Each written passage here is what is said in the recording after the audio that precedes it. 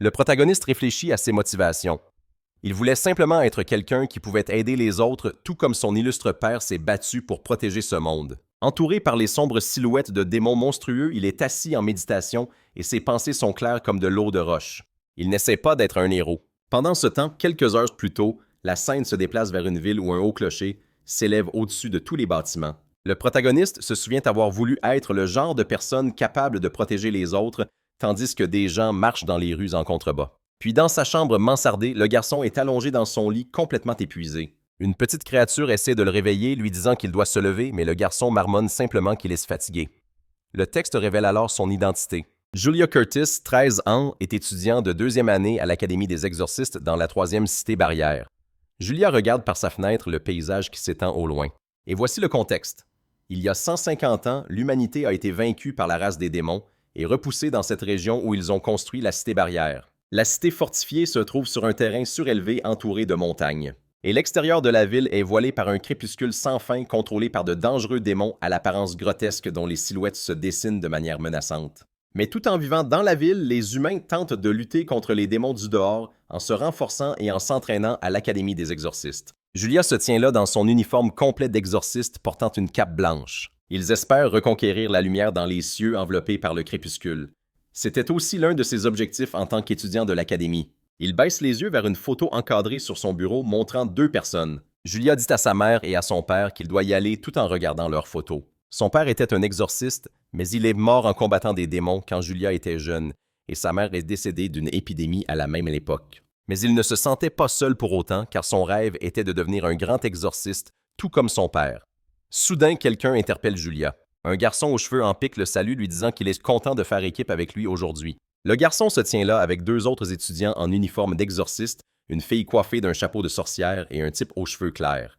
Julia leur fait un signe de tête et se dirige vers eux. Puis quelqu'un lui dit d'arrêter d'avoir peur, tandis que d'autres membres du groupe expriment leur nervosité à l'idée de sortir chasser des démons, se demandant si tout ira vraiment bien puisqu'ils n'ont pas encore l'habitude d'être sur le terrain. Le truc, c'est qu'à l'Académie des exorcistes, les cours de combat réels ont commencé, ce qui signifie chasser des démons à l'extérieur de la cité barrière. C'est dangereux, c'est certain, mais sans cet entraînement, ils ne deviendront jamais des exorcistes à part entière. Le type aux cheveux clairs nommé Nola explique que comme la dernière fois, Léona et lui seront à l'avant-garde et que Nola assurera l'arrière-garde. Pendant ce temps, le garçon aux cheveux en pique nommé Dan ajoute que si Julia les soutient avec ses soins et distraite les démons avec sa magie d'illusion, tout ira bien. Léona, la fille au chapeau de sorcière, mentionne que s'ils parviennent à chasser des démons dans la zone de danger où ils s'apprêtent à entrer, leur réputation à l'Académie montera en flèche. L'objectif est clair. Ils continueront à chasser jusqu'à devenir des exorcistes de rang S. Or, les exorcistes de rang S sont classés plus haut que tous les autres exorcistes des rangs A à E. On dit même qu'ils sont l'espoir de l'humanité dans la lutte contre le crépuscule, et c'est ce que tous les étudiants de l'Académie aspirent à devenir. Mais quelqu'un dit alors à Julia qu'il n'a pas vraiment à faire quoi que ce soit, puisque ce sont eux qui feront le rapport à l'Académie. Julia commence à protester, mais quelqu'un l'interpelle. Dan le confronte lui disant de rester à sa place avant de dire quoi que ce soit, et lui demande si ça le dérange vu que leurs niveaux sont incomparables. Le fait est qu'un rang E, comme Julia, n'a jamais rencontré d'exorciste de rang S auparavant. Julia acquiesce en silence et accepte simplement la situation. Puis Nola demande à Dan s'ils sont déjà dans la zone de danger. Dan répond avec incertitude. Quelqu'un dit au groupe de regarder droit devant et il repère des lézards à griffes dans la forêt. Quelqu'un fait la remarque qu'ils n'ont pas l'air bien méchants et suggère de les chasser. L'équipe engage le combat contre les lézards à griffes. Léona lance des sorts pendant que Dan et Nola foncent avec leurs armes. L'assaut coordonné vient à bout des démons avec une efficacité redoutable. Dans Hulk, ils peuvent le faire, mais à peine un démon est-il tombé que bien plus de lézards à griffes commencent à émerger de la forêt. Pendant ce temps, Julia remarque que la situation se dégrade et interpelle Dan lui demandant s'il n'y en a pas un peu beaucoup. Il réalise le danger dans lequel il se trouve. Soudain, les lézards à griffes encerclent complètement l'équipe. Les démons sont partout attaquant de tous les côtés.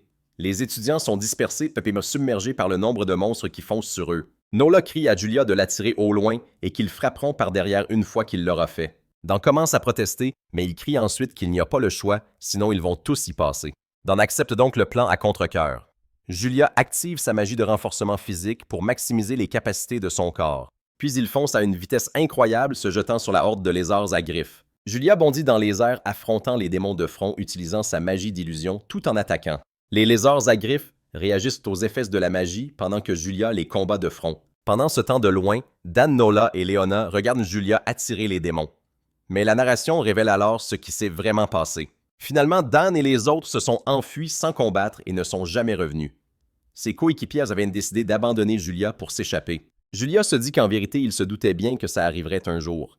Il a été trahi et utilisé comme appât. Julia se retrouve maintenant seul dans la forêt et il a l'impression qu'il n'en peut plus.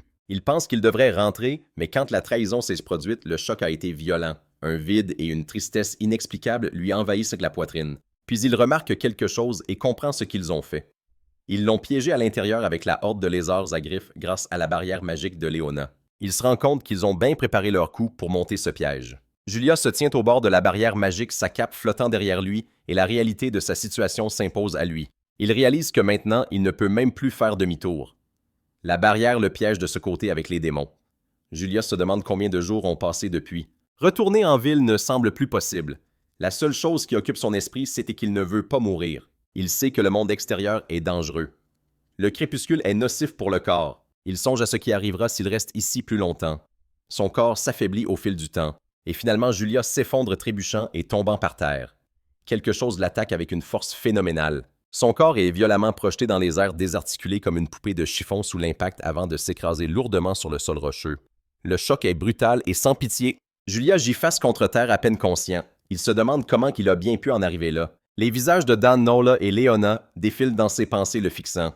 Une sombre émotion commence à monter en lui, même si elle devient de plus en plus floue. Puis une pensée désespérée résonne dans sa conscience vacillante. Il veut survivre. Il ne veut pas mourir, mais la conscience de Julia vacille. Soudain, quelque chose attire son attention. Il se relève lentement du sol. Toujours faible, mais poussé par son instinct de survie. Il serre le poing puisant dans ses dernières forces et son expression passe du désespoir à la détermination alors que son regard se charge d'une intensité nouvelle. Puis Julia remarque quelque chose sur son bras. Un étrange motif sombre, organique et inquiétant commence à se répandre sur sa peau. Il le fixe sous le choc, incapable de comprendre ce qu'il voit, alors que la transformation progresse sur son bras comme des ombres vivantes. Julia fixe son membre corrompu sous le choc, se demandant si la magie du crépuscule est en train de le ronger. Il n'a jamais rien vu de pareil. Le crépuscule est nocif pour le corps, c'est certain, mais comment une chose pareille peut-elle arriver? Assis sur le sol aride, un faible rire lui échappe alors que la réalité s'impose à lui. Il est probablement le seul être humain à être resté aussi longtemps dans le crépuscule. Même les exorcistes de haut rang ne restent pas ici pendant de longues périodes. À ce stade, qui sait ce qui va arriver? L'expression de Julia se durcit tandis qu'il contemple sa situation. Si ça doit le tuer, qu'il en soit ainsi. Pendant ce temps, dans la sombre forêt qui l'entoure marquée par les croix des morts, tout peut arriver maintenant.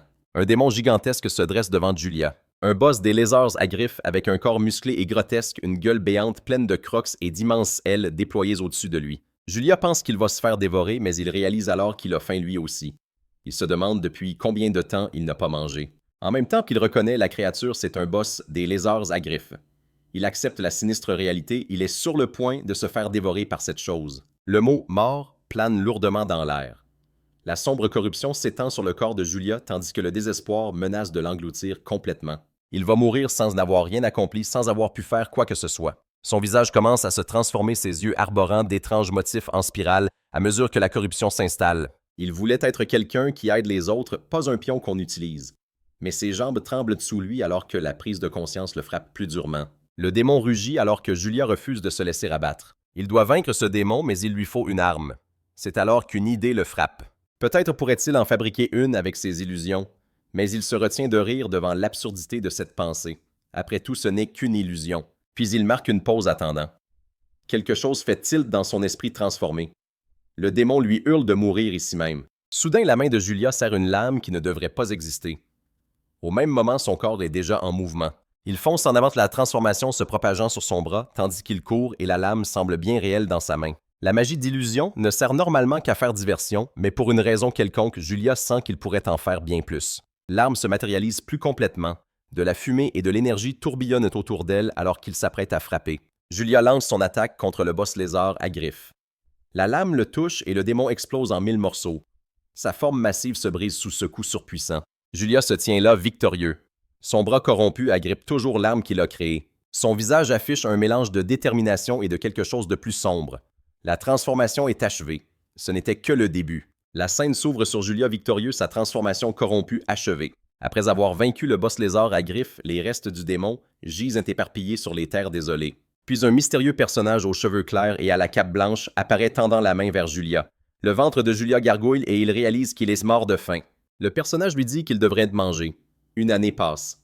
Julia est assis dans les terres désolées et rocheuses mangeant de la viande de démon cuite au feu de bois. Il a voyagé encore et encore, mais la cité de la troisième barrière restait introuvable. Il a survécu en tuant et en mangeant des démons. Mais malgré tout ce temps, il est toujours coincé dans le crépuscule. Pendant ce temps, Julia commence à mieux comprendre comment fonctionne le crépuscule. Les démons qui y vivent ont des auras qui représentent leur force. L'épée illusoire qu'il a activée pour la première fois ce jour-là contre le boss lézard à griffes possède une propriété unique. Pour une raison inconnue, cette épée absorbe les auras des démons et les transforme en sa propre puissance. Julia terrasse un autre démon avec sa technique d'épée. Le lien vient très probablement du fait que l'épée est connectée à la marque corrompue sur son bras droit, bien qu'il n'en soit pas totalement certain. Dans le monde mystérieux du crépuscule, seuls les plus forts survivent. Quoi qu'il en soit, il doit utiliser tout ce qu'il a pour rester en vie. Julia marche à travers le paysage désolé avec un seul désir en tête. Il veut juste rentrer. Pas forcément dans sa ville natale, la cité de la troisième barrière. Ça pourrait être la cité de la première barrière ou n'importe quelle autre ville. Mais il ne trouve rien. Et peut-être qu'il s'y prend mal, tout simplement. Alors qu'il continue sur un chemin rocailleux à travers le crépuscule, quelque chose au loin attire soudainement son attention. Julia aperçoit quelque chose au loin à travers les terres désolées du crépuscule des maisons des huttes, au toit de chaume dressé dans une clairière entourée d'arbres. Il reste là à fixer le village complètement incrédule. Julia repense alors à tout ce qui lui est arrivé. Il a été piégé dans le crépuscule pendant une année entière, et juste au moment où il voulait rentrer chez lui, il a été trahi et abandonné à son sort.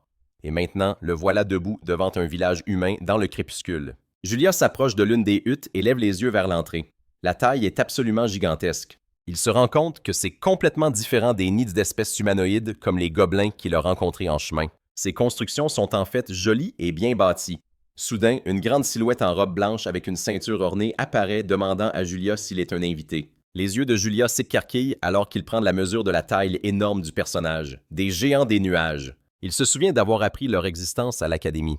Ils sont aussi intelligents que les humains et possèdent une force incroyable bien qu'ils ne soient pas une espèce belliqueuse. Cependant, ils sont rarement agressifs envers les humains. Le vieux géant des nuages barbus et les autres villageois réagissent avec stupeur en voyant un humain dans le crépuscule. Puis l'un d'eux remarque quelque chose d'important sur le bras droit de Julia. La grande silhouette mentionne qu'il a érigé une barrière contre les étrangers, supposant qu'elle ne fonctionne pas correctement et demande qui est Julia. Julia se présente expliquant qu'il s'appelle Julia et qu'il est humain. Les géants des nuages ont du mal à comprendre se demandant comment un humain a bien pu arriver ici et ce qu'il est vraiment.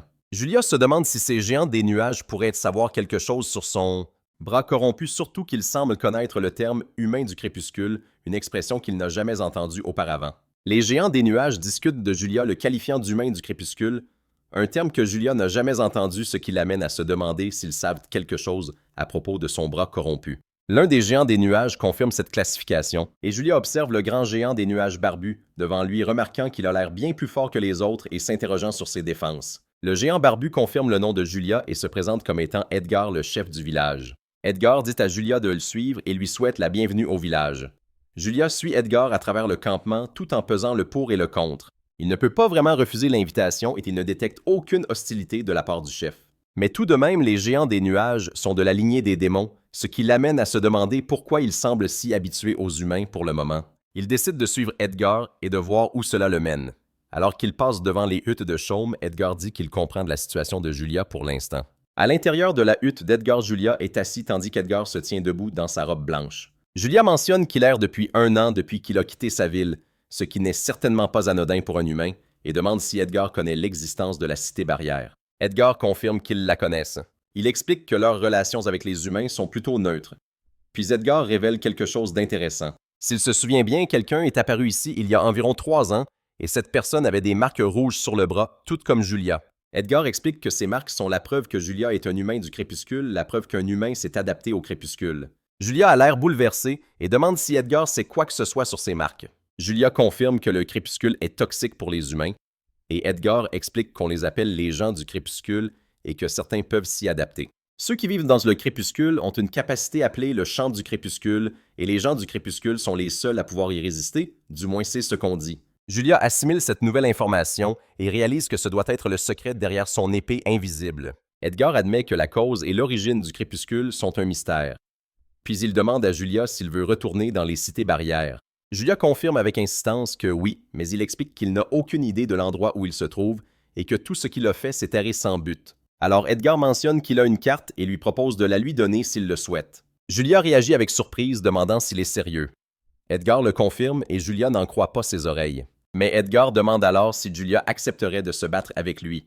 Il explique que les géants des nuages sont une espèce qui vit pour l'épée et qu'il a eu un combat avec cet homme venu il y a 3 ans, mais qu'il a fini par perdre.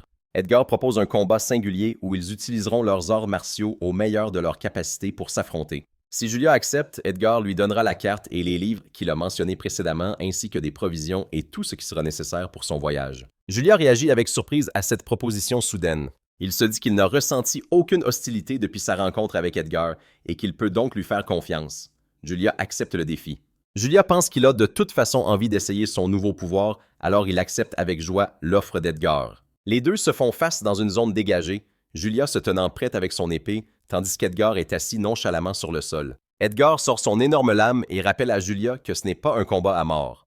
Julia confirme qu'il a compris et dit qu'il en fera de même, dégainant son épée invisible. Les deux combattants prennent leur position. Julia observe la situation un instant, puis annonce qu'il va commencer le combat. Il fonce droit sur Edgar. Edgar pense que l'attaque de Julia n'est qu'un coup d'épée en ligne droite. Rien d'extraordinaire à première vue, mais il réalise ensuite qu'elle est tout de même difficile à éviter. Julia se déplace à une vitesse incroyable et Edgar réagit avec surprise. Le jeune combattant attaque sous plusieurs angles en succession rapide, forçant Edgar à se défendre. Julia n'en revient pas que les géants des nuages puissent aussi utiliser la magie de contrôle de l'inertie. La lame d'Edgar a changé de trajectoire selon un angle impossible, et ce doit être l'œuvre de cette magie. Pendant ce temps, Edgar observe que Julia matérialise sa magie d'illusion en une épée, et ce avec un degré de finition étonnant comme on pouvait s'y attendre de la part d'un humain du crépuscule. Edgar réalise qu'il n'a pas d'autre choix que de se donner à fond. Edgar lance une puissante contre-attaque, sautant très haut dans les airs et s'abattant sur Julia avec une force phénoménale. L'impact envoie des ondes de choc dans toute la zone, alors que leur lame s'entrechoque avec une énergie explosive. Julia pense qu'il sera désavantagé si le combat s'éternise, alors pour en finir rapidement, il va devoir redoubler d'efforts. Edgar charge en hurlant que Julia est à lui.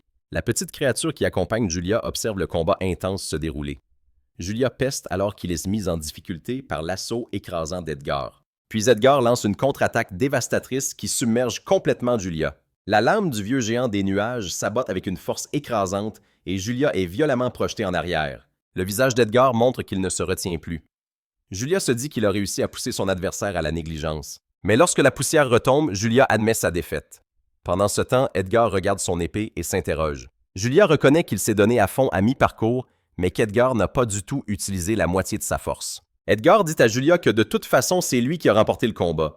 Il dit qu'il va donner à Julia ce qu'il a promis pour qu'il puisse partir. Mais Julia demande alors s'il peut rester ici un peu plus longtemps. Non. Edgar pense que ce serait peut-être une bonne chose pour Julia de s'entraîner avant de partir.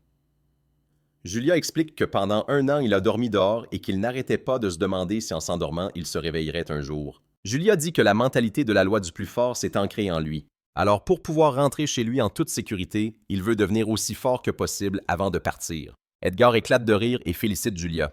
Edgar lui dit que si c'est ce qu'il veut, il l'aidera autant que possible. Julia le remercie chaleureusement. Plus tard, Julia se tient avec les géants des nuages au village, dans ce qui est clairement une scène d'adieu. Julia remercie Edgar pour tout et Edgar lui dit de prendre soin de lui en chemin. Julia les remercie à nouveau en pensant qu'il leur est redevable. Après être resté 6 mois au village des géants des nuages, il regarde le livre qu'Edgar lui a donné et se dit que grâce à eux, il est devenu bien plus fort. Julia sait que le livre parle du monde du crépuscule et des démons. Peut-être qu'il pourra le faire examiner par quelqu'un une fois rentré en ville.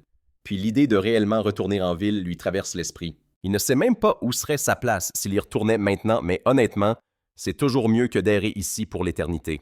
Julia décide de rentrer chez lui. Pendant ce temps, après 6 mois de voyage depuis son départ du village des géants des nuages, Julia est vraiment en galère. Il admet qu'il n'est pas encore au bout du chemin. Cela fait presque 1 an qu'il cherche, mais il pense qu'il devrait bientôt arriver. Le vrai problème cependant, c'est la nourriture. Il n'a croisé aucun monstre comestible ces derniers jours. Il aperçoit une autre créature de type méduse et un lézard corbeau, mais d'après ses standards actuels, ils sont tous les deux considérés comme délicieux. Julia se mord de faim, mais il se dit que ce n'est pas grave, car de toute façon, il n'y peut rien. Puis Julia aperçoit enfin quelque chose au loin, une muraille. Il la reconnaît comme étant la 4e cité barrière. L'immense forteresse apparaît et les émotions de Julia le submergent. Il s'effondre à genoux, soulagé, à peine capable de réaliser ce qui se passe. Il a réussi. Julia crie qu'il est de retour à la maison, qu'il est enfin chez lui. Julia titube et s'effondre sur le sol, complètement épuisée. Soudain, une silhouette mystérieuse apparaît. Une jeune fille aux cheveux longs, vêtue d'une élégante tenue de cérémonie avec une cape blanche. Elle se tient là calmement, regardant l'endroit où Julia est tombée. Julia se réveille dans une chambre inconnue allongée dans un vrai lit. Il est à l'intérieur en lieu sûr. Deux personnes sont à son chevet et celle qui porte des lunettes lui demande s'il est réveillé. La femme à lunettes se présente comme étant Elsa Amos et demande son nom à Julia. Julia se présente, il s'appelle Uriah Curtis et demande si c'est bien la cité barrière. Elle confirme, mais il réalise alors que c'est la 7e et non la 3e. Julia regarde une carte montrant les cités barrières et note qu'il a dû un peu dévier de sa destination prévue. Il se dit que ce n'est pas grave, mais la réalité le frappe alors de plein fouet. C'est la 7e cité barrière. Elsa explique que les vêtements de Julia étaient très sales et qu'ils sont en train d'être lavés. Un élève exorciste l'a trouvé inconscient dehors et les vêtements qu'il portait étaient l'uniforme de la 3e cité barrière. Elsa dit à Julia qu'elle a vu son visage sur la liste des personnes disparues, mais que quelque chose ne colle pas. Même la couleur des cheveux de Julia a changé. Elle lui demande ce qu'il a bien pu faire pendant 2 ans puisqu'il est porté disparu depuis 2 ans. Julia commence à répondre, mais s'interrompt, il pense aux monstres et aux démons qu'il a rencontrés. Réalisant que ces gens se méfient de lui, il n'est pas sûr qu'ils croiront son histoire. Mais Julia décide qu'il devrait être honnête avec eux. Avant d'en arriver là, cependant, il leur demande s'il pourrait lui apporter quelque chose à manger, s'il vous plaît. Il a tellement faim qu'il est sur le point d'atteindre ses limites.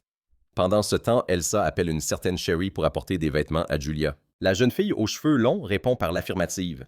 Julia est assise là, mangeant la nourriture qu'on lui a apportée, l'appréciant visiblement après être restée si longtemps sans un vrai repas. Elsa mentionne que maintenant qu'il a mangé, elle veut qu'il lui parle de ses 2 années d'errance dans le crépuscule. Et Julia confirme que c'est la vérité. Elsa admet que c'est difficile à croire, mais que les preuves ne sont pas complètement absurdes. Elle remarque les ecchymoses qui couvrent le corps de Julia, ce qui donne une certaine crédibilité à son histoire. Elle demande alors à Julia ce qu'il compte faire maintenant. Veut-il retourner à la 3e cité barrière? Et l'Académie de Julia serre fermement les draps, le visage tendu, en réfléchissant à la question. Il serre le poing et avoue que son rêve est de devenir un maître exorciste, mais qu'il y a un problème. Il n'y a plus de place pour lui là-bas. Elsa réfléchit un instant et fait une suggestion. Pourquoi Julia ne serait-il pas transféré ici pour devenir un maître exorciste de la 7e cité barrière? Les yeux de Julia s'écarquillaient de surprise face à cette offre. Il lui demande si elle est sérieuse et dit qu'il adorerait faire ça.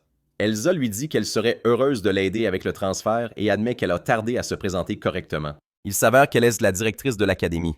Avant que les choses ne puissent continuer, une jeune fille en uniforme sophistiqué entre en trombe et s'y oppose bruyamment. Elle se surprend à appeler Elsa maman avant de se corriger en Madame la directrice, essayant clairement de rester professionnelle. Elle ne croit pas qu'une mauviette aussi frêle et maigrichonne que Julia ait pu survivre dans le crépuscule pendant 2 longues années et elle est convaincue qu'il ment. En plus, avec ses cheveux en bataille, c'est forcément un type bizarre et elle ne lui fait absolument aucune confiance. Julia a l'air complètement épuisée par cet accueil hostile. Elsa présente alors la jeune fille Cher Amos, sa fille, et précise que c'est elle qui a trouvé Julia effondrée à l'extérieur de la ville. Elle explique à Sherry que Julia a des ennuis et lui demande s'il lui aurait un problème à l'accepter à l'académie vu qu'il était à l'origine un élève de l'Académie des exorcistes. Après un instant, Elsa suggère de gérer la situation d'une certaine manière. Sherry propose un défi. Ils s'affronteront en duel lors d'un combat d'entraînement. Si Julia gagne, il pourra être transféré à l'académie, mais s'il perd, il retournera directement dans sa ville. Le visage de Julia pâlit sous le choc de ce défi soudain. Pendant ce temps, Elsa soupire devant le comportement de sa fille, mais l'autorise tant qu'il ne s'agit que d'un combat d'entraînement. Puis elle demande à Julia ce qu'il en pense. Sherry le presse de donner une réponse, tandis qu'Elsa observe les méthodes autoritaires de sa fille. Julia, allongée, réfléchit à ce double défi, et soudain la même chose qui lui est arrivée il y a 1 an lui revient en mémoire. Il se dit que ça ne peut pas recommencer. Sherry émet un son dédaigneux face à sa réaction. Julia réfléchit à la situation se remémorant son passé et admettant honnêtement qu'il ne veut pas retourner à la 3e cité barrière. Puis après un moment de réflexion, Sherry lui annonce qu'elle va le faire. Sherry le remercie et l'air déterminé, Julia se dit qu'après tout, ce serait sans doute mieux pour lui d'aller dans un nouvel endroit. Tous les 3 se dirigent alors vers le bâtiment de l'académie pour le combat d'entraînement. Elsa énonce les règles du duel. Ils sont libres d'utiliser la magie, mais si elle juge quoi que ce soit de dangereux, ils devront s'arrêter immédiatement. Comme ce n'est qu'un combat d'entraînement pour gagner, ils doivent porter un coup décisif. Elle demande à Julia s'il a compris et il confirme. C'est alors que Sherry lâche une bombe à Julia. Elle ne l'avait pas mentionné avant, mais elle est une exorciste de rang A. Le visage de Julia s'illumine d'un étonnement sincère en entendant cela. Soudain, quelqu'un crie le nom de Julia tandis qu'une épée fend l'air. Julia demande à Sherry si elle sait au moins ce que signifie un rang et Sherry lui répond qu'ils ont le même âge. Elsa donne le signal du début du combat et Sherry lance immédiatement une attaque agressive, déclarant que son rang A signifie que Julia ne gagnera jamais. Elle l'aborde avec force. Des gros plans montrent les yeux des deux combattants fixés l'un sur l'autre, concentrés tandis qu'ils se jaugent durant le bref échange. Sherry se dit qu'elle n'a même pas besoin d'utiliser sa technique de la lame invisible pour prouver qu'elle est plus forte que lui. De son côté, Julia se rend compte qu'il peut lire ses mouvements, alors il essaie rapidement de réduire la distance entre eux. Elsa regarde confuse Julia exiger une revanche et le visage de Sherry se remplit de stupeur à cette demande. Julia insiste pour recommencer une fois de plus. Les combats d'entraînement se répètent alors encore et encore. Julia ne cesse de se faire mettre à terre et d'exiger de recommencer le cycle se poursuivant plusieurs fois avec le même résultat. Mais les combats prennent fin après 10 défaites consécutives pour Julia. Il se tient là avec son épée tandis que Sherry est assise par terre complètement épuisée et vaincue. Sherry admet qu'il était vraiment fort. Elle dit qu'elle a dit une bêtise tout à l'heure et s'excuse. Julia lui répond que c'est sa défaite et qu'il abandonne. Elsa déclare alors l'affaire réglée, mais Julia commence à protester avant d'être interrompue par Sherry qui dit qu'en réalité, elle n'est pas si forte que ça. Elsa souhaite alors la bienvenue à Julia à l'Académie des exorcistes de la 7e cité barrière et l'enregistre officiellement comme exorciste de rang A. L'annonce provoque un tollé. Quelqu'un demande si c'est vraiment un rang A, faisant remarquer qu'il a battu Shell qui est de rang A. Une autre voix proteste disant que c'est trop absurde. Mais quelqu'un d'autre estime qu'un rang A serait un point de départ raisonnable étant donné les circonstances. Pendant ce temps, Elsa lui demande s'il a besoin ou s'il veut quelque chose en attendant, mentionnant qu'elle lui enverra le formulaire de transfert plus tard. Julia commence à répondre en demandant quelque chose. Soudain, quelqu'un réagit avec surprise à sa demande d'une coupe de cheveux. Julia se tient devant le bâtiment de l'académie dans son nouvel uniforme avec une nouvelle coupe. La scène met en lumière sa transformation complète avec son nouveau look, son nouvel uniforme et sa nouvelle école. Sa nouvelle vie commence. Julia se présente alors à la classe disant à tout le monde qu'il s'appelle Julia Curtis et qu'il est transféré de la 3e cité barrière. Il ajoute qu'il est ravi de tous les rencontrer. Les autres élèves le regardent avec des expressions diverses. Une fille aux cheveux noirs nommée Cher et un étudiant à l'air sérieux observent tous le nouvel élève. Mais les questions commencent à fuser immédiatement. Quelqu'un lance qu'il a une question et une fille aux cheveux noirs demande s'il est vrai que Julia a passé 2 ans dans la zone du crépuscule. Julia en rit nerveusement disant que ce n'est pas vrai et qu'il a juste déménagé ici à cause de certaines circonstances. Puis un autre élève l'interroge sur la rumeur selon laquelle il aurait battu Shell dans un duel à l'épée. Julia explique que lui et Shell et Sand ne se sont pas battus. Ils se sont juste croisés pendant qu'il remplissait son formulaire d'inscription, mais Cher confirme que ce n'est pas vrai non plus. Puis un étudiant dit qu'il a aussi une question et demande quel est le rang d'exorciste de Julia. La fille aux cheveux bruns commente qu'au final, les rumeurs ne sont que des rumeurs. Soudain, les yeux de Sherry se plissent et la fille aux cheveux bruns a l'air surprise. Julia hésite avant de répondre que son rang actuel est le rang A. La réaction est immédiate. Quelqu'un demande si c'est vrai, ajoutant qu'il s'y attendait vu la rumeur selon laquelle il a battu Shell. L'étudiant et la fille aux cheveux bruns réagissent tous les deux avec stupeur en entendant parler d'un rang A. Julia essaie de minimiser la chose nerveusement, insistant sur le fait que c'est juste arrivé comme ça et que ce n'est pas si important. Il a du mal à expliquer la raison, l'air tout troublé. Pendant ce temps, Sherry le dévisage avec une expression agacée. La fille à lunettes marche aux côtés de Julia dans le couloir de l'académie riant, en lui disant qu'on a dû le bombarder de questions dès le premier jour. Elle ajoute que ce n'est pas tous les jours qu'ils ont un nouvel. Étudiant, donc dans une certaine mesure, il vaut mieux pour lui qu'il esquive simplement ces rumeurs. Julia est d'accord avec elle. Plus tard, Julia se tient là dans son uniforme blanc de l'académie pendant que la fille continue de parler. Elle lui dit que comme il le sait sûrement déjà, il devrait pour l'instant garder secret le motif sur son bras droit. Ça ne ferait que créer une confusion inutile. Julia confirme qu'il a compris. Puis la fille à lunettes l'informe qu'ils doivent lui faire passer quelques tests, expliquant que dans son cas, à cause de son bras droit, ils doivent en faire plus que d'habitude. Normalement, les nouveaux étudiants ne passent qu'un examen physique standard. Julia pose des questions sur l'examen physique. Il lui dit qu'il aimerait savoir ce qui se passe avec son corps lui aussi, et elle convient que c'est naturel. Mais l'expression de la fille devient soudain sérieuse alors qu'elle lui dit de bien comprendre une chose. Il pense avoir trouvé une nouvelle maladie en lui, une maladie qu'il nomme d'une façon spécifique. La révélation est un choc.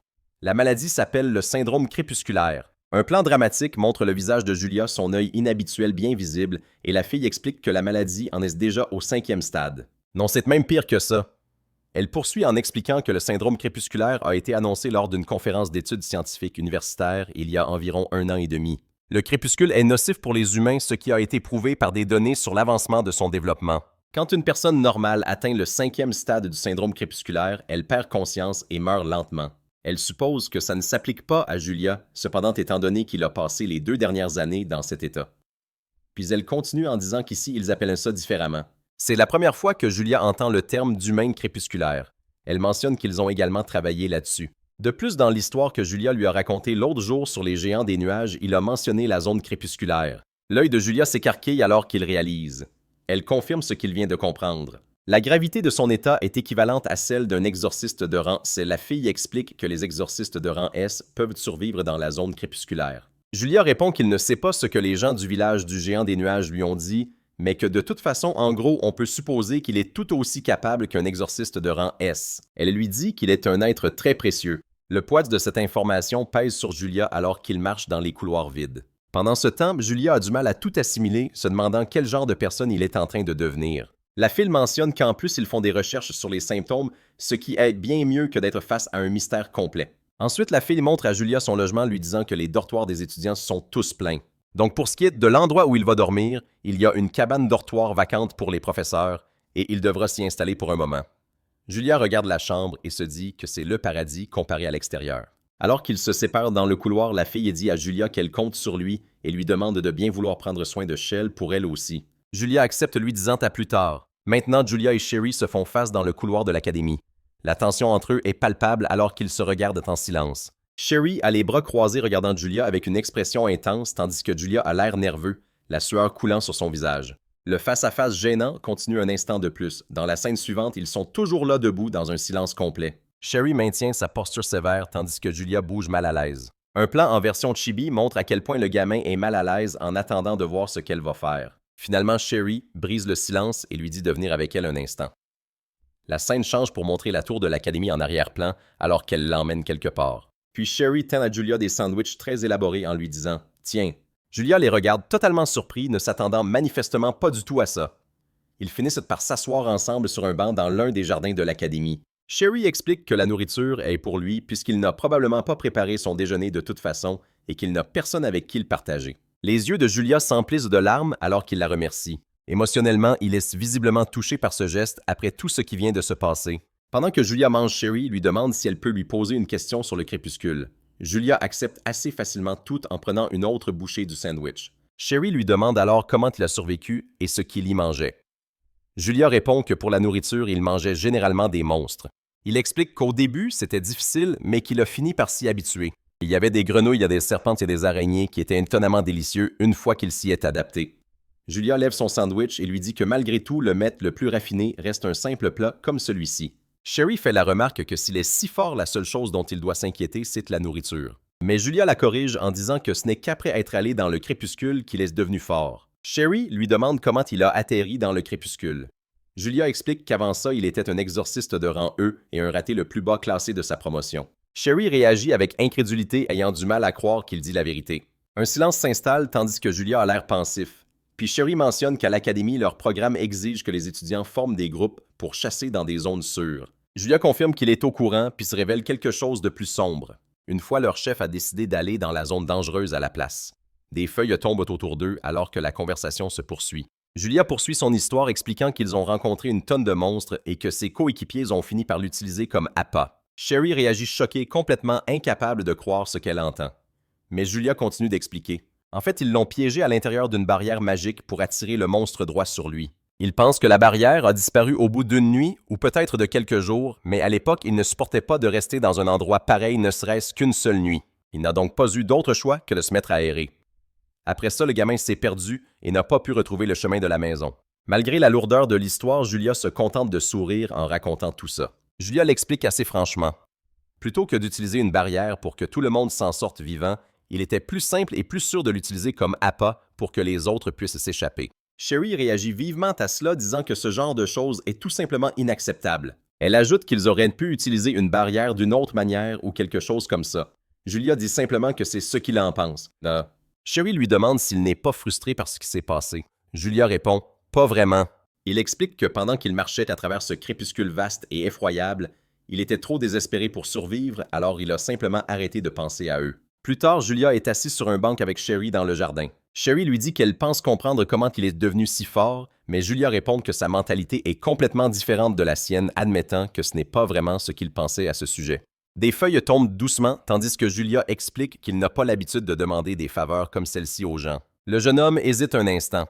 Puis Sherry incline la tête les yeux fermés et lui demande s'il accepterait de l'entraîner s'il vous plaît. Julia réagit avec surprise, mais Sherry ajoute qu'elle aussi, elle veut devenir forte. Julia accepte, disant que ça ne le dérange pas. Soudain, le visage de Sherry s'illumine complètement et elle s'exclame qu'elle est contente parce qu'elle a essayé de lui demander toute la journée. Son enthousiasme est authentique et radieux.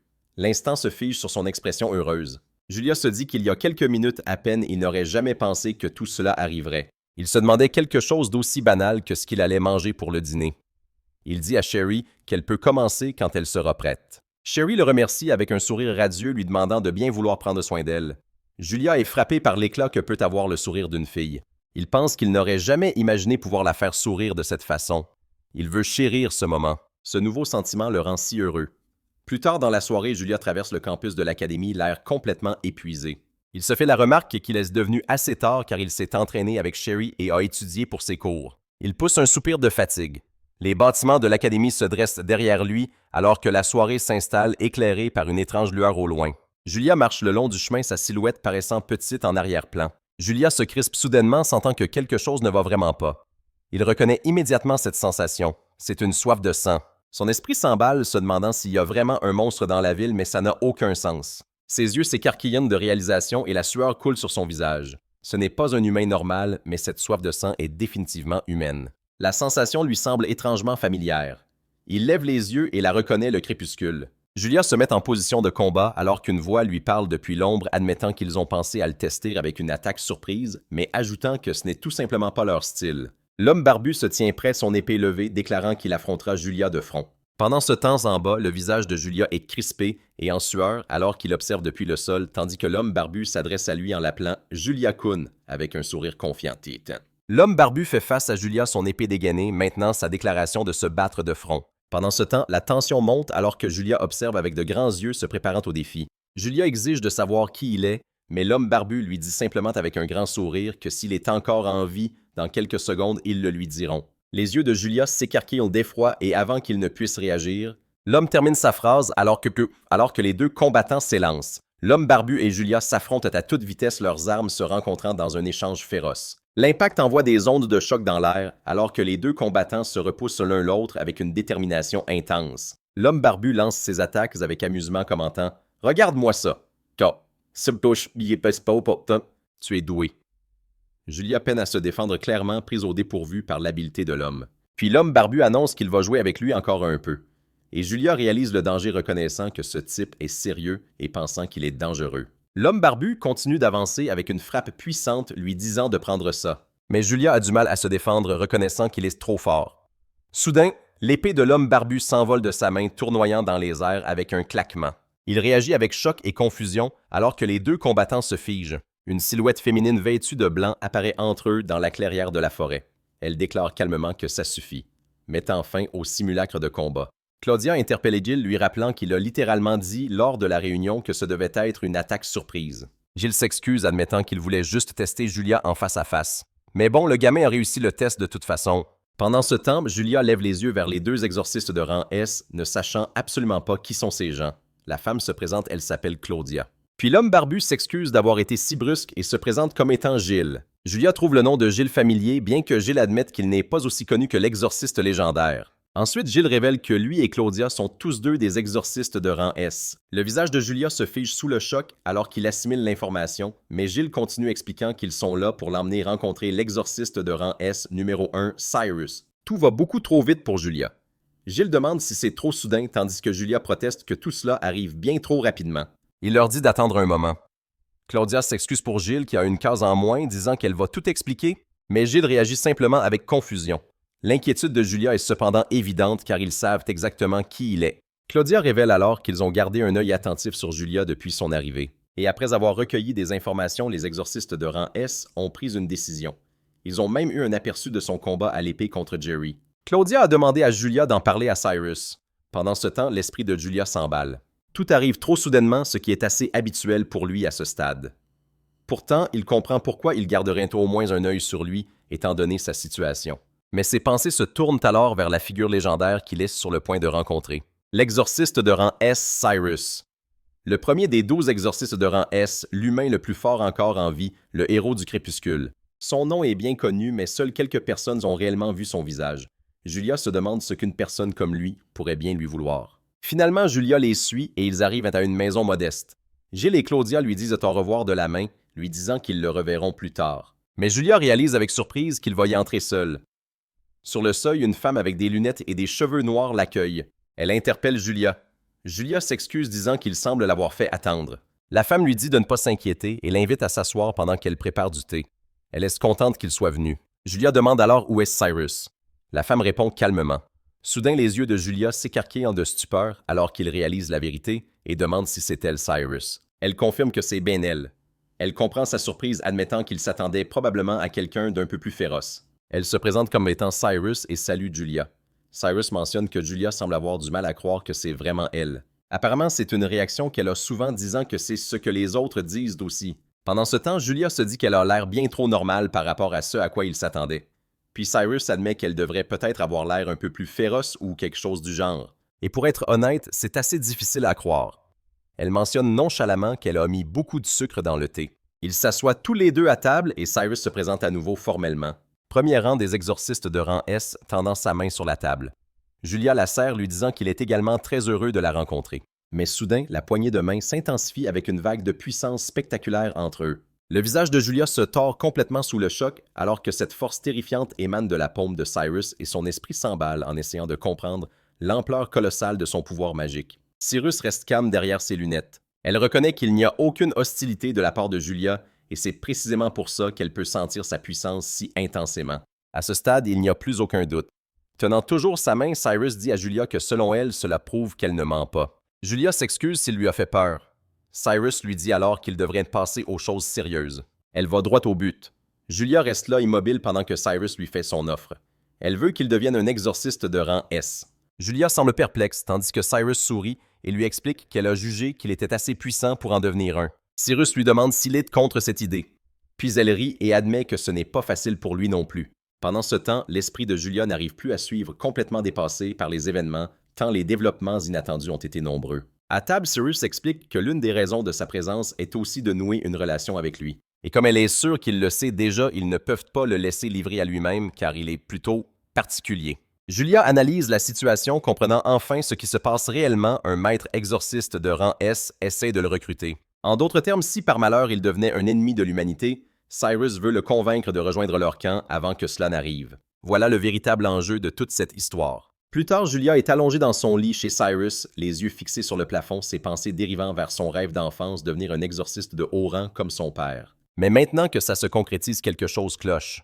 Il réalise que ses rêves n'ont été qu'une fuite de la réalité pendant tout ce temps. Assise à table, Cyrus boit du thé et lui demande où est passée cette partie de lui. Julia avoue qu'il a l'impression de s'être servi de ses rêves pour fuir la réalité. Cyrus suggère alors qu'il serait peut-être préférable pour lui de rester avec l'autre exorciste de rang S. Mais peu importe son choix, Julia doute intérieurement d'être capable d'assumer une telle responsabilité pour le moment. Mais c'est alors que Cyrus lâche une bombe. Elle révèle que Julia est atteinte du syndrome du crépuscule et que la plupart des exorcistes de rang S sont comme lui touchés par la même maladie. Des recherches sont en cours pour trouver un traitement et elle lui montre une image de Gil et Claudia en guise d'exemple. Cyrus sourit chaleureusement pendant que Julia assimile l'information. Passant à autre chose, elle mentionne que la famille royale est en ce moment en visite dans chaque ville. Il se passe autre chose au-delà de cette histoire de syndrome du crépuscule. Cyrus explique que la 7e cité barrière est la dernière étape de la famille royale, mais qu'ils ont besoin de plus de gardes pour retourner à la première cité barrière. Il sélectionne cette fois-ci quelques étudiants talentueux afin de former la prochaine génération. Elle demande à Julia ce qu'il en pense, puis lui annonce qu'ils vont le recommander pour le poste. Julia semble hésitant face à tout ça. Pendant ce temps, Cyrus songe que l'humanité n'a pas progressé depuis sa défaite lors de la guerre contre les démons. Tenter de maintenir le statu quo pour rassurer tout le monde les a progressivement fait régresser. Au lieu de ça, elle déclare « Il est temps pour l'humanité d'aller de l'avant. » Cyrus affirme que leur but ultime est de reconquérir la lumière du monde. Les yeux de Julia s'écarquillent de surprise face au poids de ses paroles. Il lui dit alors qu'il comprend et qu'il accepte même s'il n'est pas encore tout à fait sûr d'être prêt pour cette responsabilité. Ses pensées s'emballent alors qu'il essaie de tout assimiler. Peut-être que c'est ce que son père cherchait depuis le début. C'est exactement ce qui lui manquait.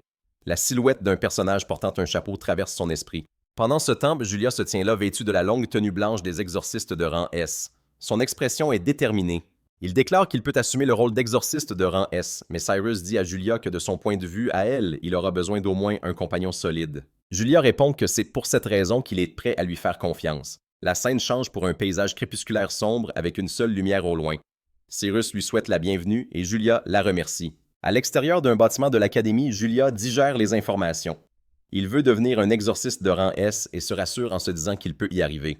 Plus tard, allongé dans son lit, Julia se dit qu'il devrait retourner dans sa chambre se calmer et y réfléchir à nouveau. Puis il se souvient de sa rencontre avec Silas la veille qui lui a offert la chance de devenir un exorciste de rang S s'il en était capable. Pendant ce temps, quelqu'un appelle une personne nommée Yuri et une autre voix commente que devenir un exorciste de rang S est une très lourde responsabilité. Une fille aux longs cheveux clairs s'approche de Julia, qui est assise sur un banc, et lui tend un livre en disant qu'on lui a demandé de le lui donner. Julia la remercie, se disant qu'en attendant, il devrait se concentrer sur autre chose. En feuilletant le livre, Julia remarque qu'il a 2 ans de retard dans ses études, mais qu'il aimerait vraiment les reprendre. La fille confirme que tout ce qu'elle a lu, elle l'a noté dans ce livre et propose de lui montrer ses notes. Julia explique qu'il veut apporter sa connaissance du crépuscule car cela augmente les chances de survie. La fille lui demande ce qu'il pense d'un entraînement spécial. Julia répond que s'il a le temps, ça l'intéresse carrément et précise que c'est un entraînement au combat, pas juste pour s'amuser. En arrière-plan, quelqu'un demande à une certaine Cher si elle a un rendez-vous ce soir après les cours. S'ensuit une confirmation un peu gênée. Puis une voix d'homme demande si quelqu'un n'est pas déjà assez fort comme ça, mais une femme répond que ça ne la dérangerait pas de joindre l'utile à l'agréable et pose la question à Kit. La fille demande à Sophia et Kit s'ils vont bientôt obtenir un rang. Sophia confirme avec enthousiasme qu'elle a déjà été nommée, tandis que Kit mentionne qu'il devrait bientôt recevoir sa carte. Pendant ce temps, la conversation dérive sur la mission de sécurité royale.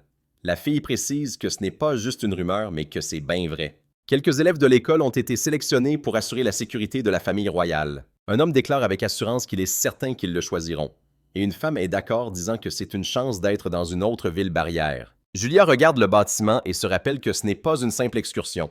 C'est censé être amusant aussi. Puis l'entraînement commence. La fille et Julia s'affrontent sur le terrain de l'académie. Elle lui dit de surveiller sa respiration et de ne mettre de la puissance que dans le coup qu'il porte. Julia a du mal à suivre ses frappes intenses. La séance d'entraînement bat son plein sur le terrain de l'académie. Sherry assène un coup de pied sauté démentiel qui fait reculer Julia en titubant. Elle évalue ses progrès, soulignant que ses fentes ont encore besoin de travail, mais elle doit admettre qu'il a déjà pris en masse et a compris comment contrôler son élan. Julia lui fait un compliment lui disant qu'elle est cool, mais Sherry lui fait alors une observation. Plus ils travaillent ensemble, plus elle se rend compte de quelque chose à son sujet.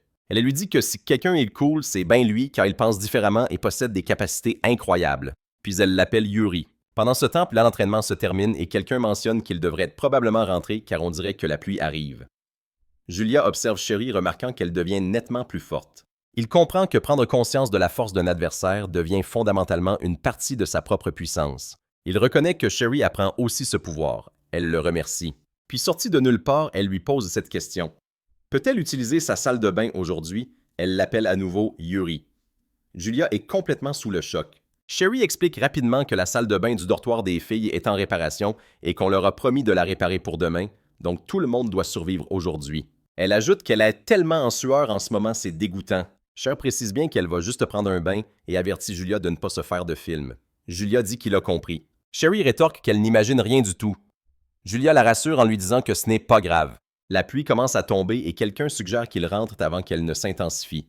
Alors qu'il rentre, Julia mentionne qu'elle peut bien sûr utiliser la salle de bain, mais qu'il y a une chose qu'il doit lui dire. Dans la salle de bain, Julia explique à Sherry que la pièce n'était pas équipée d'une baignoire à l'origine et qu'elle a dû être ajoutée plus tard. Comme ils peuvent le voir tous les deux, il n'y a pas de mur, mais il y a au moins un rideau. Ils restent plantés là dans un silence terriblement gênant, tous deux visiblement mal à l'aise au possible avec la situation. Julia jette un coup d'œil à la fenêtre et remarque qu'il pleut déjà à verse dehors. Il suggère d'aller attendre dehors, mais Sherry dit à Julia de ne pas s'inquiéter puisqu'elle lui a déjà dit que ce n'était pas grave et qu'il n'avait qu'à fixer le mur pendant un moment. Julia accepte à contre-cœur, puis ça le frappe. L'absurdité totale de la situation dans laquelle il s'est retrouvé. Julia est assis là face au mur essayant de garder son sang-froid. Il est parfaitement conscient qu'à cet instant précis, juste, il se somme d'arrêter d'y penser se disant qu'il a besoin d'une distraction et tout de suite. Puis il entend un bruit et panique se demandant ce que c'était. Ils se répètent frénétiquement de ne pas y penser, essayent de se concentrer sur n'importe quoi, d'autres passant mentalement en revue les exorcistes de rang S. Silas Gilles et Claudia, les gardes royaux n'importe quoi pour garder son esprit occupé. Mais à ce moment-là, Sherry interpelle Julia de derrière le rideau. Julia panique se demandant ce qu'elle lui veut et se disant qu'elle doit lire dans ses pensées ou un truc du genre. Sherry lui demande ce qu'il pense des rumeurs concernant les gardes royaux. Julia bafouille qu'à son avis, il pourrait la choisir elle. Sherry répond qu'elle veut y aller aussi, puis mentionne que tout le monde l'observe depuis son entrée à l'académie parce que sa mère en est la directrice. Sherry poursuit en disant qu'à ce stade, ça ressemble plus à du harcèlement. Certains l'observent avec espoir, d'autres par jalousie, mais au fond qu'elle n'était qu'une gamine sans talent. Mais ça ne veut pas dire qu'elle va perdre. Elle vise la première place de sa promotion. Elle veut devenir plus forte et elle ne perdra ni contre elle-même ni contre personne d'autre. Julia l'appelle par son nom. Après une pause, il lui annonce qu'il a été promu au rang S. Sherry trouve ça cool, puis lui dit qu'il veut sûrement savoir ce qu'elle en pense, alors elle va le lui dire. Puis elle réagit avec surprise, demandant ce qu'il vient de dire. Cher le félicite en disant que c'est vraiment trop cool. Il n'y a pas d'autre mot pour le décrire. Julia la remercie, mais admet qu'il est encore un peu perdu. Il y a 2 ans, ce n'était qu'un gamin qui rêvait de devenir exorciste. Mais après avoir survécu aux années du crépuscule et être revenu pour être nommé immédiatement, il n'arrive pas à croire que c'est réel. Tout s'est passé trop vite et en plus il ne veut vraiment pas se faire remarquer. Puis Julia dit à Cher de regarder sa main. Il lui montre les marques étranges et lui explique que c'est le syndrome du crépuscule stade 5 et qu'il est comme ça depuis 2 ans. Il a obtenu ses pouvoirs en étant dans la zone du crépuscule. La plupart des exorcistes de rang S sont immunisés contre le poison du crépuscule, mais les gens normaux ne le sont pas. Il admet qu'il n'est probablement plus une personne comme les autres. Julia continue en disant qu'avec ce pouvoir et en devenant un exorciste de rang S, il pourrait être à nouveau trahi ou abandonné. Il est encore en train d'encaisser tout ça. Soudain, il entend quelque chose et se demande si c'est le rideau qui a bougé. Puis il entend des bruits de pas. Sherry surgit de derrière le rideau hurlant à Julia d'arrêter de dire de telles bêtises. Elle est furieuse de l'entendre parler comme ça. Cher attrape Julia et le tire contre elle, lui disant de ne pas avoir peur de son pouvoir. Elle lui a déjà dit qu'il était fort. Il ne s'agit pas seulement de ses capacités, mais de sa volonté de survivre. Cette force est digne de respect. Julia acquiesce. Sherry prend les mains de Julia dans les siennes et lui dit que les êtres humains sont des êtres intelligents après tout. Il n'a peut-être pas le courage d'affronter la douleur, mais il est sans aucun doute une bonne personne. Il est très gentil avec les gens et c'est pourquoi il ne devrait pas avoir peur d'eux. Il y a un moment de silence avant que Sherry ne le remercie les larmes aux yeux. Julia répond qu'il est très heureux et remercie Sherry à son tour, lui disant qu'il voulait entendre ses mots. Il est content d'être de retour d'avoir quelqu'un qui lui dise vraiment ses mots.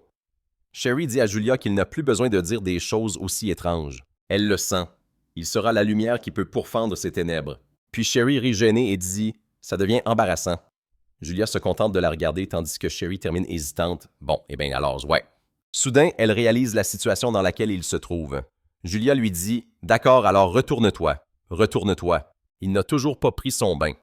Julia et Sherry se tiennent tout près l'un de l'autre, leurs mains tendues l'une vers l'autre, tandis que Julia lui dit qu'il est prêt. Une lumière éclatante jaillit au-dessus de la ville, tandis que Julia déclare qu'il sera la lumière qui pourfendra le crépuscule. La lumière continue de briller alors que Julia répète son vœu. Plus tard, à l'académie, Julia traverse le campus en uniforme, disant avec assurance à quelqu'un de ne pas en douter. Puis Sherry le salue joyeusement le matin et Julia lui rend son salut. Bien qu'il semble assez troublé, il se dit que peu importe le prix, il ne peut tout simplement pas dissocier l'image de la Sherry d'avant de celle de maintenant.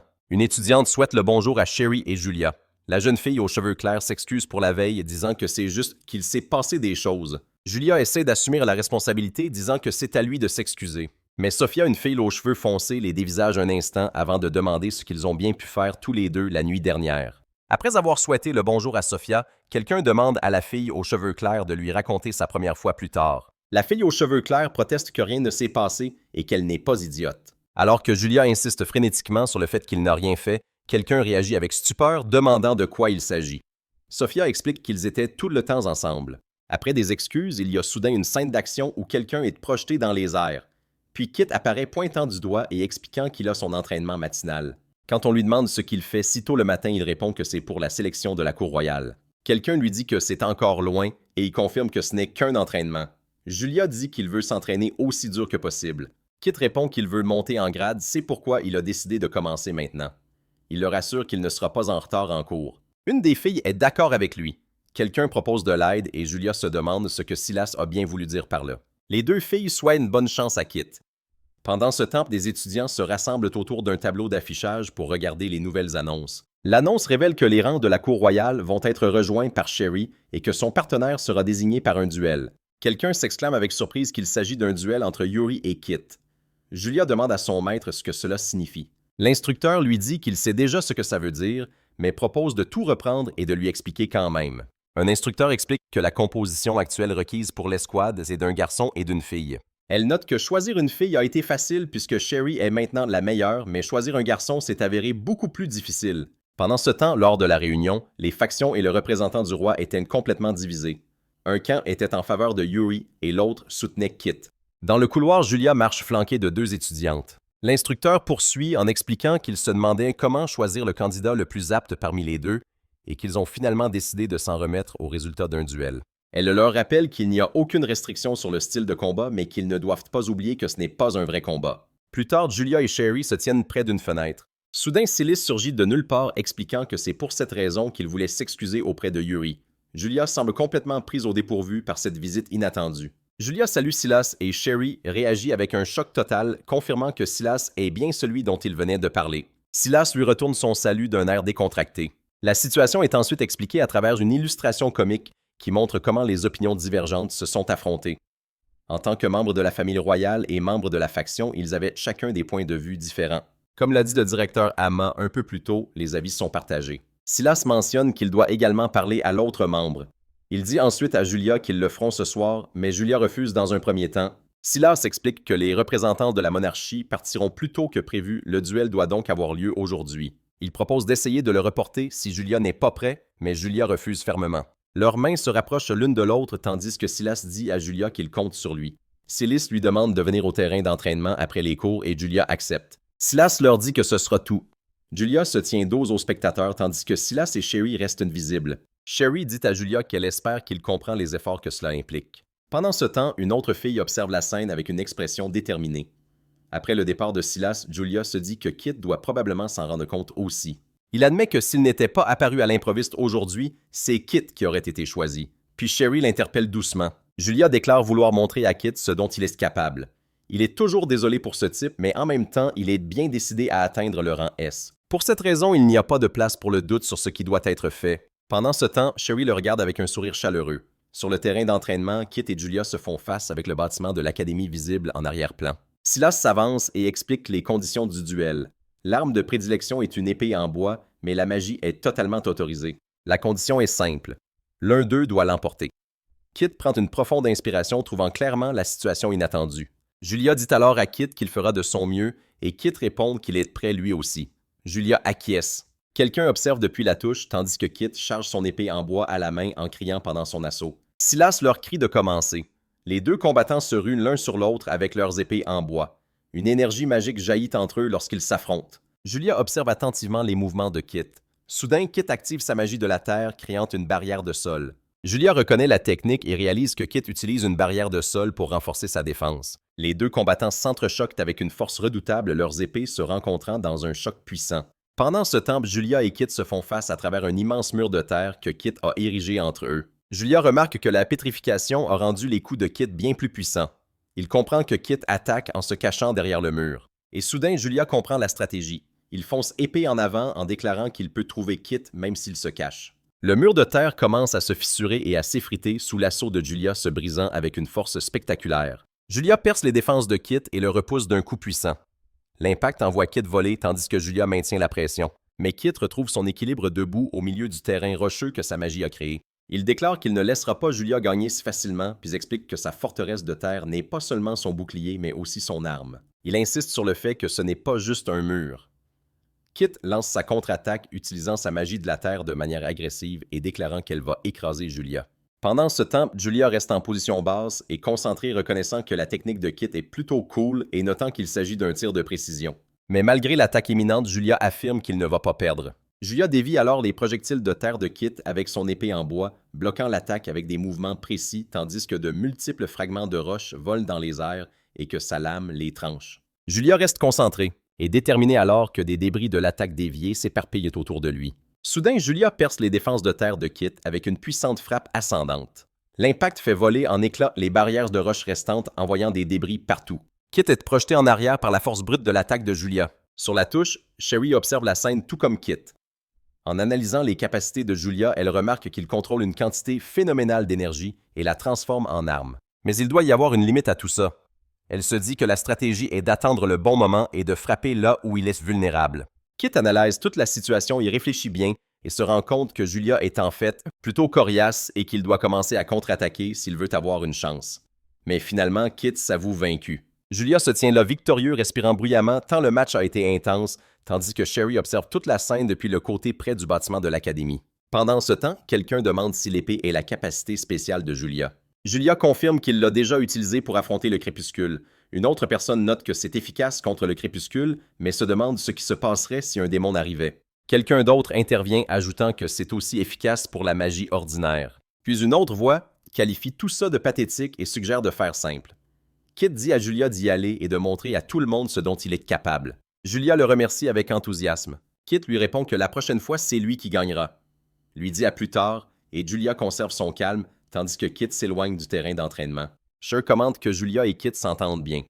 Julia la remercie. Elle lui dit qu'elle compte sur lui en tant qu'écuyer royal. Sherry demande ensuite si Julia vient de la 3e cité barrière, mentionnant qu'elle sera dans les autres cités barrières pendant qu'il s'occupera de sa mission.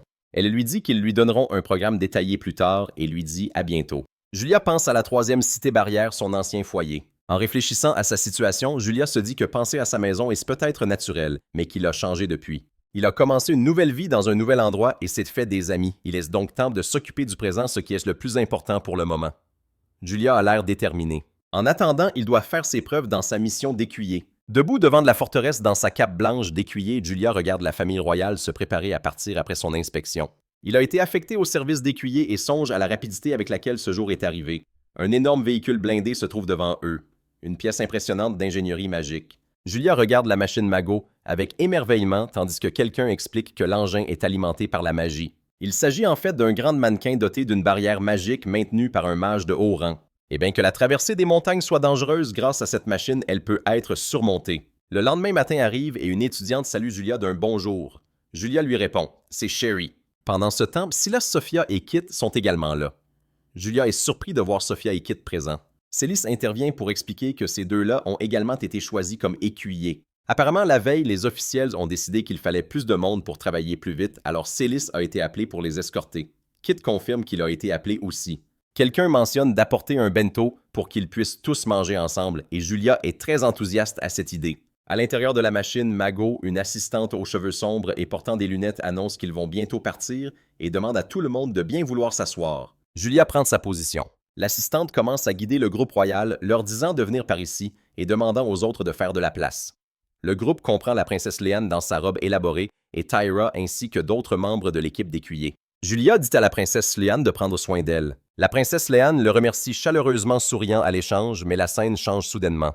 Il s'avère que cela s'est produit la veille du départ. C'est la première fois que Julia est présentée à la princesse Léane avant que la mission d'écuyer et il est complètement ébloui par sa beauté. La femme aux cheveux sombres et aux lunettes qui semble toute coordonnée lui dit qu'avant leur voyage, elle aimerait qu'il rencontre la princesse Léane. La princesse s'excuse de l'avoir convoquée si rapidement puis lui demande de l'appeler simplement Léane et mentionne qu'elle a beaucoup entendu parler de lui. Julia réalise avec un choc total qu'il s'agit de la princesse Léane la vraie. La femme explique que le but de cette mission est d'escorter des invités de haut rang, en particulier la princesse elle-même. La princesse Léane commence immédiatement à bombarder Julia de questions, lui demandant si elle peut l'appeler Urachan, quel est son plat préféré. S'il a une petite amie, ce que ça faisait de combattre des démons et des dragons, et s'il a vraiment vécu seul dans le crépuscule pendant 2 ans. Ce flot de questions laisse Julia un peu dépassée. Pendant ce temps, la femme aux cheveux sombres et aux lunettes rit et s'excuse pour l'enthousiasme de la princesse.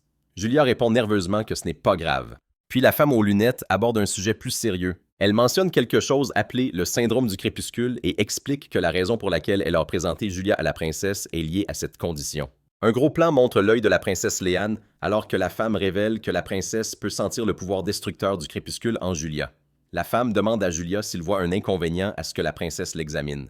Julia accepte sans hésiter, disant que bien sûr cela ne le dérange pas. Elle lui dit qu'elle doit s'en assurer. Julia, mal à l'aise, lui demande s'il doit retirer ses vêtements, mais la princesse lui répond qu'il peut rester comme il est. La princesse Lynn se tient devant lui dans sa somptueuse robe royale, une aura de puissance émanant d'elle alors qu'elle s'apprête à examiner l'énergie du crépuscule dans le corps de Julia. La princesse Lynn concentre ses sens sur Julia et fait une remarque. Elle trouve incroyable qu'il puisse maintenir le pouvoir du crépuscule dans son corps. Elle note que jusqu'à présent, elle pensait que Silas avait la plus forte concentration d'énergie du crépuscule, mais que Julia le surpasse en réalité. Elle ajoute que d'habitude, les gens ne peuvent absolument pas supporter un tel pouvoir. La princesse Lean poursuit son évaluation disant qu'elle pense que Julia et Célis ont tous deux une forte affinité avec le mal du crépuscule et Julia encaisse l'information en silence. Les paroles de la princesse résonnent dans l'air tandis que les implications plus profondes de ce qu'elle perçoit en lui commencent à faire leur chemin. Puis Julia lui-même reconnaît que ce n'est pas seulement le problème du crépuscule, mais un mystère qui reste à élucider. La femme aux cheveux sombres et aux lunettes confirme les dires de Julia convenant qu'il s'agit d'un mystère qui n'a pas encore été résolu. Julia a l'air pensif alors qu'il assimile tout ce dont ils ont discuté au sujet de son lien avec le crépuscule. Pendant ce temps, la scène change pour montrer l'énorme véhicule-machine Mago traversant un dangereux col de montagne commençant sa mission d'escorter avec la princesse Léane à son bord. Julia se tient sur le pont de l'énorme véhicule qui traverse le col de montagne. En pensant à ce que la princesse Lean lui a dit, il se demande s'il se sent différent maintenant que ce soit avant ou après avoir appris la vérité. Il se demande ce que cela peut bien vouloir dire d'être proche du mal. Avant tout ça, il ne pouvait que se demander où il pourrait trouver cette connaissance. Mais maintenant, il est au courant. Julia est de patrouille quand quelqu'un l'interpelle pour lui demander s'il est un bourreau de travail. Sophia apparaît et Julia lui demande s'il s'est passé quelque chose. Elle lui dit de l'écouter un instant puis lui explique qu'en cas d'urgence, il doit savoir quoi faire. Sophia évoque le père de Julia mentionnant qu'elle a entendu parler de lui par une rumeur bien que tout le monde connaisse l'histoire de toute façon. Julia confirme qu'il a obtenu ces informations de son père, bien qu'il admette que ce type n'est pas très souvent à la maison. Sophia lui demande s'il se souvient d'un certain Gilson et d'Ego Eyes avec la grande épée. Puis elle en vient au fait lui demandant si lorsqu'il deviendra de rang S, il combattra plus de démons. Julia acquiesce bien qu'avec une certaine hésitation. Sophia demande directement à Julia s'il a hâte. Julia confirme nerveusement que oui. Sophia sourit semblant sincèrement intéressée par sa réponse. Mais soudain, tous deux remarquent quelque chose au loin et leur expression se change en alarme. Des démons ressemblant à des araignées au corps noir comme de l'encre grouillant vers le véhicule à travers le terrain rocheux. Julia crie immédiatement un rapport depuis le pont d'observation hurlant qu'il y a des monstres à midi. Ils sont attaqués. Il ordonne à Sophia de descendre et elle obéit s'apprêtant à suivre son ordre. Les araignées d'encre se rapprochent du véhicule, leur forme grotesque, rampant sur le flanc de la montagne. Julia appelle Célis. La femme aux lunettes identifie les créatures comme étant des araignées d'encre et note qu'un seul spécimen de rang B est déjà assez problématique. Julia observe qu'elles ont l'air hostiles et qu'il faut les éliminer. Il souligne que les araignées d'encre sont une espèce étrange qui vit normalement loin à l'est, se demandant ce qu'elles font ici. La femme aux lunettes repère le chef de la meute d'araignées d'encre qui se profile là-bas sur le terrain rocheux. L'énorme créature se dresse menaçante au milieu du reste de l'essaim. Quelqu'un dit à Yuri de s'occuper du chef et Julia confirme disant qu'il se chargera du reste. Sophie réagit avec stupeur, lui demandant s'il compte s'en occuper tout seul. La femme aux lunettes se contente de sourire avec assurance tandis que Sophie a l'air stressée, mais il se ressaisit et confirme qu'il a compris. Puis la femme aux lunettes expose le plan. Les autres resteront en arrière pour protéger la barrière pendant que la machine Mago devra traverser les araignées. Elle dit à Julia que les araignées sont de toute façon pour lui et Julia lui répond qu'il devrait y aller. Julia leur ordonne de commencer à éliminer les plus proches et s'élance le premier se déplaçant à une vitesse incroyable sur le terrain rocheux. La femme aux lunettes le suit de près et l'une des araignées d'encre réagit avec surprise alors que Julia se rapproche. Julia et la femme abattent les créatures en succession rapide, tranchant les démons avec précision. Julia bondit dans les airs entourée par les débris des araignées vaincues. Pendant ce temps, la femme aux lunettes lui rappelle le plan. Julia doit s'occuper des autres pendant qu'elle se charge du chef. La voie est maintenant libre et Julia confirme qu'il a compris avant de foncer. Julia décime les araignées d'encre au sol, tandis que la femme aux lunettes attaque l'énorme chef depuis les airs. Tous deux frappent simultanément et abattent les créatures avec précision et vitesse. Julia lui dit qu'il a immobilisé le chef en lui arrachant les membres et la femme dit qu'il devrait maintenant s'occuper du torse. Mais à ce moment-là, quelque chose bouge. Les yeux de Julia s'écarquillent de stupeur tandis que les membres coupés de l'araignée commencent à se régénérer sous ses yeux. Julia comprend que les araignées doivent être en pleine mutation, expliquant qu'il a vu pas mal de ces créatures au cours des 2 dernières années, mais que c'est la première fois qu'il assiste à une telle régénération. La femme demande s'il devrait alors les frapper à la tête, et l'araignée mutante les domine de son corps grotesque couvert d'yeux luisants. Julia frappe l'araignée, mais ça ne marche pas. La créature se régénère instantanément. Il observe frustré les blessures se refermer aussitôt, tout en essayant de comprendre la cause de tout ça. Puis quelqu'un remarque que l'araignée a une sorte de noyau et dit qu'ils doivent y regarder de plus près. Julia comprend que ça doit être le cœur. Alors il prépare sa lame et fonce sur le corps massif de l'araignée. Julia fait tournoyer sa lame dans les airs et transperce directement le noyau de l'araignée.